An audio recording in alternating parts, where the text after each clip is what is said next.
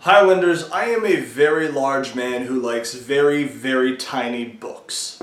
And recently, in one of my regular trips to Barnes & Noble to use up one of the many gift cards that I got over the holidays, I found in the spirituality section a very interesting, very tiny book called The Art of Peace. And now this is not a very text-heavy book. I read this in about an hour and a half maybe.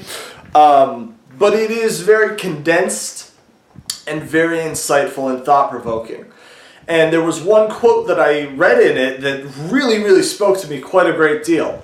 This book is the teachings of the Japanese martial artist Morihei Ueshiba, the creator of the martial art Aikido, which I believe translates to peaceful fist in English.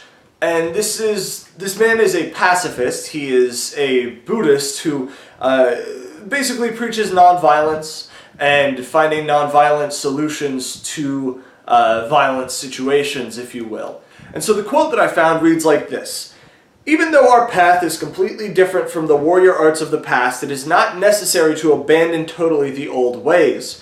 Absorb venerable traditions into this new art by clothing them with fresh garments and build on the classic styles to create better forms." And this, I think, is an excellent way to view traditionalism. And this relates to Japanese traditional practices, specifically within martial arts. But this really is, in a way, a one-size-fits-all sort of thing, because this is how you are, in essence, meant to approach traditionalism in any scenario, not just in fighting techniques. Traditionalism is not about totally adhering to just the old practices and totally rejecting the modern world. It's about revolting against the modern world, not totally rejecting everything good that comes from the modern world. A wise traditionalist can still use the internet, can still use modern medicine, can still live in a house with modern architecture, though there are some kinds of shitty architecture that the modern world has created. Those are the kinds of things that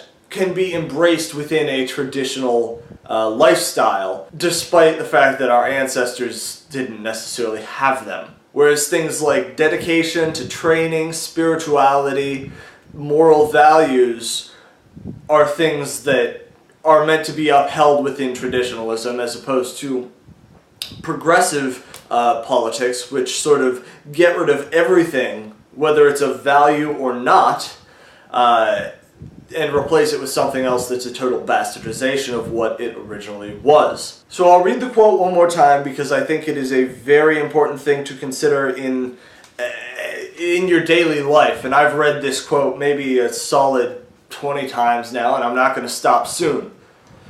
"Even though our path is completely different from the warrior arts of the past, it is not necessary to abandon totally the old ways.